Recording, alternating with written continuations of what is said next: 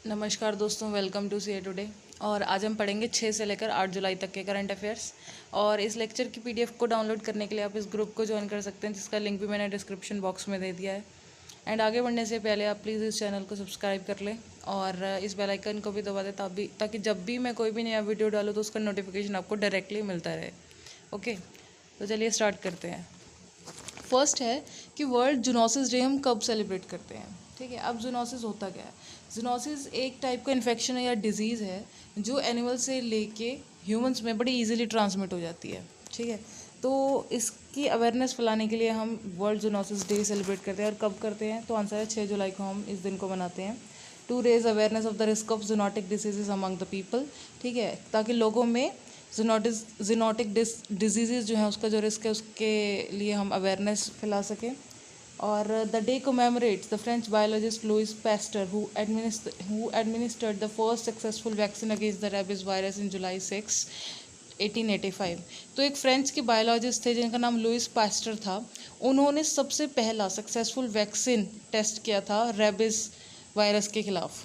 ठीक है, कब किया था? 6 जुलाई 1885 में। इसलिए हम उनकी याद में भी इस दिन को मनाते हैं, 6 जुलाई को। ओके, नेक्स्ट है which edition of GST day was celebrated on July 1, 2020।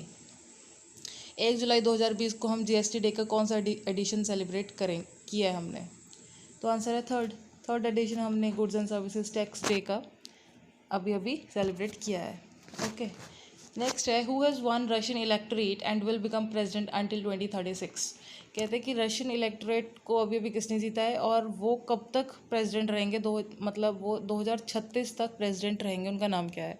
तो आंसर है वो सिंपल, व्लादिमीर पुतिन। ठीक है, रशिया के प्रेसिडेंट रहेंगे 2036 तक। उनको 77.9% वोट मिला है उनके फेवर में। ठीक है, और अभी उनका जो करंट टेन्योर है वो 2024 तक उनका करंट टेन्योर कंप्लीट हो जाएगा, 6 साल का। एंड 83 पता नहीं 85 साल की उम्र तक उन 2036 तक वो हो जाएंगे। ओके, तो अभी वैसे भी रशियन की जो हिस्ट्री है उसमें वो अभी तक के लॉन्गेस्ट सर्विंग लीडर तो बन ही चुके हैं। ठीक है, और 2036 तक भी वही प्रेसिडेंट रहेंगे रशिया के। तो आंसर है Vladimir Putin. Next, which country has signed 5 MOUs with India for development of educational infrastructure. कौन सी कंट्री ने अभी इंडिया के साथ 5 MOU साइन किए हैं? ठीक है, memorandum of understanding educational infrastructure की डेवलपमेंट के लिए। तो आंसर है अफ़गानिस्तान ने अभी भारत के साथ 5 MOU साइन किया एजुकेशनल इंफ्रास्ट्रक्चर को और बढ़ाने के लिए, डेवलप करने के लिए अफ़गानिस्तान के अंदर।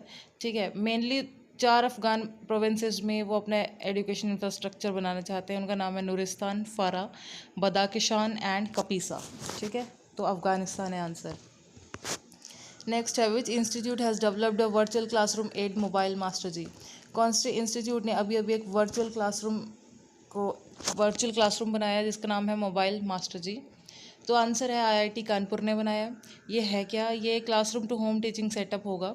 ठीक है, जिसके अंदर क्या होगा कि जो स्टूडेंट्स होंगे वो अपने जो टीचर्स के जो लेक्चर्स हैं उनको रिकॉर्ड कर सकेंगे अपने स्मार्टफोन से। ठीक है, तो IIT कानपुर ने बनाया है मोबाइल मास्टर जी नाम का virtual classroom app. Okay, next, name the organisation which plans to establish research cell at IIT Hyderabad to meet the future defence technological requirements of the country. कहते कौन से ऑर्गेनाइजेशन अभी प्लान कर रही है कि वो IIT हैदराबाद में एक रिसर्च सेल बनाए ताकि जो भी हमारे फ्यूचर में डिफेंस से रिलेटेड टेक्नोलॉजिकल रिक्वायरमेंट्स होंगी ना कंट्री की, वो अपने ही देश में पूरी हो जाए। ठीक है, तो IIT हैदराबाद के साथ कौन सी ऑर्गेनाइजेशन ये प्लान कर रही है रिसर्च सेल बनाने का? तो आंसर है DRDO। ठीक है, और DRDO के चेयरमैन कौन है? Satish Reddy. Who has been appointed as new prime minister of France. अभी फ्रांस के नए प्राइम मिनिस्टर कौन बने हैं? तो आंसर है जीन कैस्ट्रिक्स। ठीक है, इससे पहले कौन थे? Edward Philippe. और वहाँ के प्रेसिडेंट कौन है? Emmanuel Macron.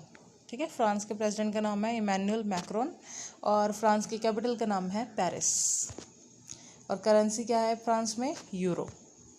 Okay, next, in which state PM Narendra Modi will open Asia's largest 750 megawatt Rewa ultra mega solar plant via video conferencing. कौन से स्टेट में हमारे जो प्रधानमंत्री हैं नरेंद्र मोदी, वो एशिया का सबसे बड़ा 700 megawatt Rewa ultra mega solar plant खोलने का उन्होंने अभी अभी डिक्लेयर किया है, और ये डिक्लेरेशन उन्होंने वीडियो कॉन्फ्रेंसिंग के थ्रू किया। आंसर है मध्य प्रदेश में वो सोच रहे हैं। Okay, it is established in the Rewa district of Vindhya region of Madhya Pradesh. ठीक है, विंध्य रीजन, रिवर डिस्ट्रिक्ट का जो विंध्य रीजन है वहाँ पे ये आपका सोलर प्लांट खुलेगा। It is one of the largest single site solar plants in Asia. Okay, next, the Indian Railways has decided to transform itself as a net zero carbon emission mass transportation network by dash. Indian railways ने decide किया है कि वो अपने आप को completely transform कर लेंगी। क्या, कैसे ट्रांसफॉर्म कर लेंगी? एज अ, वन सेकेंड,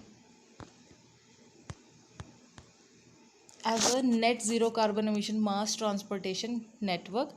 कब तक कर लेंगी? आंसर है 2030 तक इंडियन रेलवेज अपने आप को completely net zero carbon emission mass transportation network के रूप में कम्प्लीटली अपने आप को कर लेंगी। One second.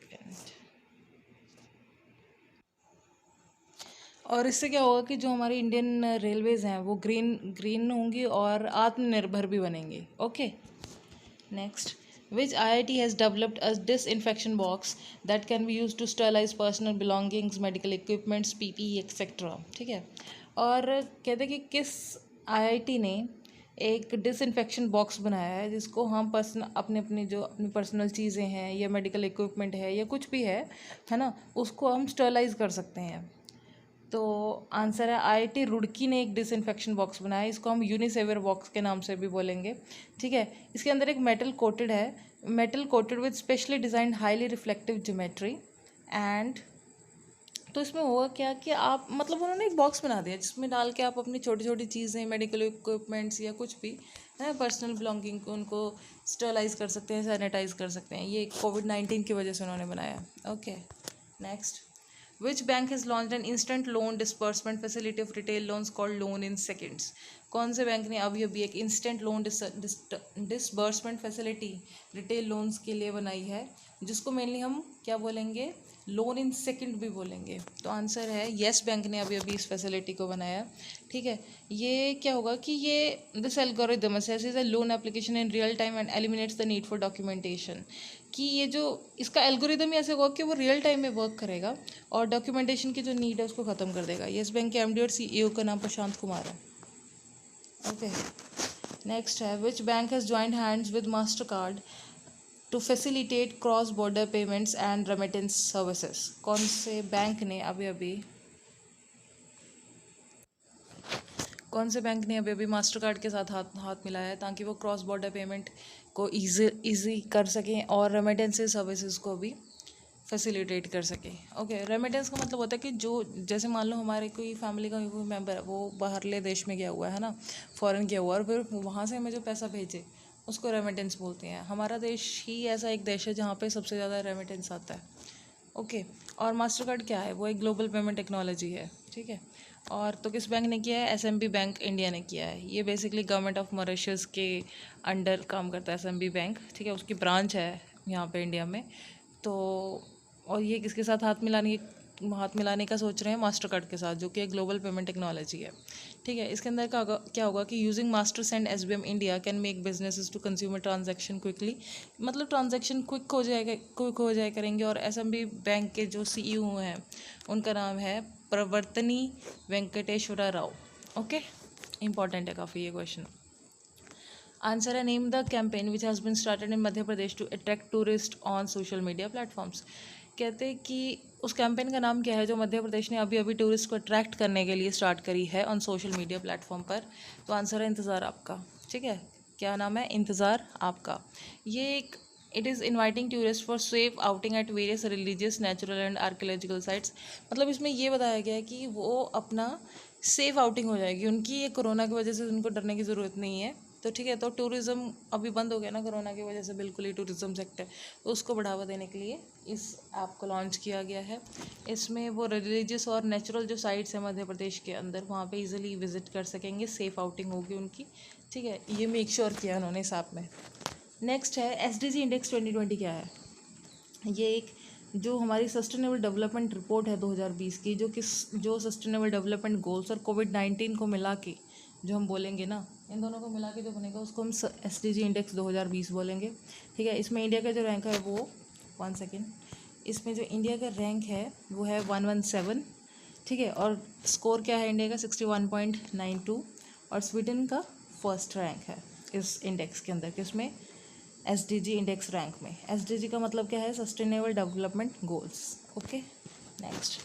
US based electronic chip maker Intel investment arm Intel Capital will buy 0.39% stake in which Indian platform for rupees 1894.50 crore. कहते हैं कि जो इंटेल इन्वेस्टमेंट कंपनी है ना, जो एक्चुअली US बेस्ड है, वो चिप्स बनाती है, ठीक है, इलेक्ट्रॉनिक चिप मेकर है, ठीक है। और वो क्या करेगी, उसका नाम, उस कंपनी का नाम है इंटेल कैपिटल। वो 0.39% का स्टेक खरीदेगी इंडिया में, किस कंपनी में, 1894 करोड़ के आसपास का वो स्टेक होगा। तो आंसर है रिलायंस इंडस्ट्रीज लिमिटेड में खरीदेगी।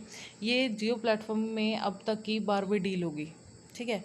इस इन्वेस्टमेंट के साथ क्या होगा कि जियो ने अभी तक 1,17,588 करोड़ रेज कर लिए हैं, ठीक है, from global investors since April 22। अभी तक ग्लोबली जिन लोगों ने भी इन्वेस्टमेंट करी है उसमें से अभी तक जियो ने 1,17,588 करोड़ अपने बना लिए हैं। और ये जो डील करी है, मतलब इंटेल कैपिटल ने रिलायंस के साथ, ये अब तक की 12वीं डील होगी किसी भी ग्लोबल इन्वेस्टमेंट कंपनी की जियो के अंदर। ओके, और नेक्स्ट है, which state CM has launched weaver Samman योजना।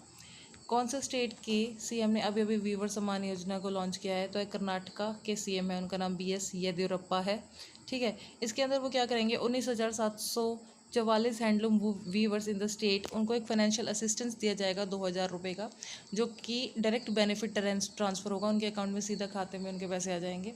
और इस स्कीम के लिए गवर्नमेंट ने 10.96 करोड़ अलग से एलोकेट किए हैं, ठीक है, लगभग 11 करोड़ के आसपास। तो नेक्स्ट है, which social media super app has been launched by India's vice president. India के वाइस प्रेसिडेंट ने अभी अभी कौन सी एक सुपर ऐप को लॉन्च किया है, तो उसका नाम है एलिमेंट्स, ठीक है। तो ये क्या होगा कि ये 8 लैंग्वेजेस में अवेलेबल रहेगी ये एप्लीकेशन, और ये बहुत सारे सोशल मीडिया एप्लीकेशंस को मिलाकर एक नई ऐप बनाई है जिसका नाम क्या है, एलिमेंट्स। इसको वाइस प्रेसिडेंट ने अभी अभी लॉन्च किया है। Who becomes India's 66th grand master, कौन बने अभी अभी, तो उनका नाम है G आकाश। ये चेन्नई तमिलनाडु से हैं। इनकी रेटिंग 2,495 है। और जो पहले ग्रैंड मास्टर थे इंडिया के, उनका नाम विश्वनाथन आनंद है। Okay, next. Who has been appointed the first chairman of International Financial Services Centre Authority. अभी अभी पहला चेयरमैन किसको बनाया गया, International Financial Services Centre Authority का। तो आंसर है एक्स कॉर्पोरेट अफेयर सेक्रेटरी हैं जिनका नाम इंजयती श्रीनिवास है, ठीक है। उनको अभी अभी पहला चेयरमैन बनाया गया है। और इनका ये जो अपॉइंटमेंट रहेगा वो 3 साल तक का रहेगा। और IFSCA क्या है, ये एक यूनिफाइड अथॉरिटी है जो कि फाइनेंशियल सर्विसेज को रेगुलेट करती है। कहाँ पे, गांधीनगर गुजरात में। Okay, next. Who becomes the new director general of railway health service. अभी अभी कौन रेलवे हेल्थ सर्विसेज का नया डायरेक्टर जनरल बना है, तो आंसर है डॉक्टर विष्णु प्रसाद नंदा। और ये जो आपका इंडियन रेलवे बोर्ड है उसके चेयरमैन कौन है, VK Yadav. Okay, Indian Railways, along with which PSU has commissioned first of its kind solar plant in Bina, Madhya Pradesh to supply power directly on the railway overhead line। कहते हैं अभी अभी Indian Railways ने कौन से PSU के साथ मिल के मतलब ये डिसाइड किया है कि वो एक तरह का अलग ही तरह का एक सोलर प्लांट बनाएंगे बीना मध्य प्रदेश में, ठीक है, वो जो डायरेक्टली पावर सप्लाई करेगा रेलवे ओवरहेड लाइन में। ओके, तो आंसर है भेल ने डिसाइड किया है इंडियन रेलवेज़ के साथ मिलके। ये एक such a unique power plant has been installed first time in the world. ये वर्ल्ड में ही इस तरह का यूनिक प्लांट अभी तक यहाँ पे बीना मध्य प्रदेश में इंस्टॉल किया जाएगा।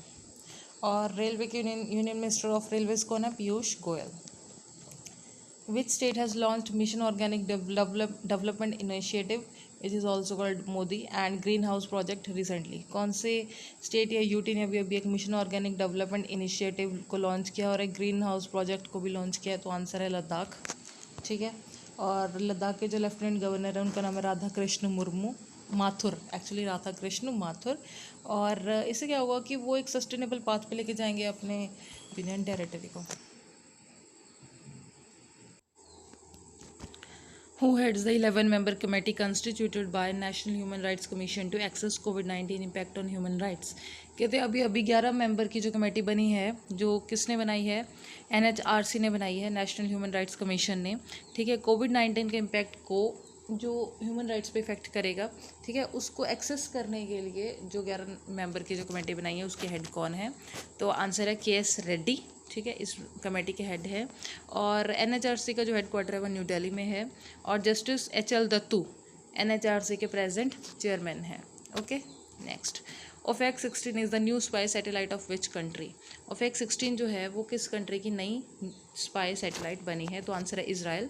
और इज़राइल की जो मिनिस्ट्री ऑफ डिफेंस है और इज़राइल एरोस्पेस जो इंडस्ट्री है, इन दोनों ने मिल के इसको लॉन्च किया है।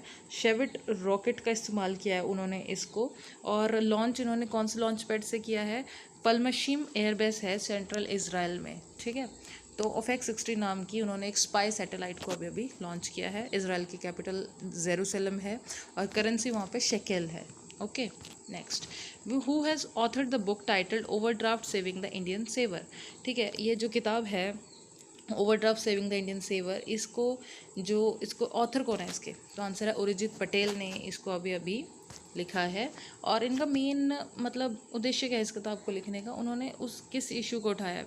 It focuses on the issue of NPAs that is affective Indian banking in recent year and also it causes. NPA ने इंडियन बैंकिंग को कैसे इफेक्ट किया और इसके कारण क्या है, इसके ऊपर ये किताब है। नाम है किताब का overdraft saving the Indian saver. Okay, और इसको पब्लिश किसने किया? हैपर कॉलिंस इंडिया ने। Okay, that's it for the day guys. I hope you like it. Please like, share and subscribe this channel. Thank you so much. Jai Hind.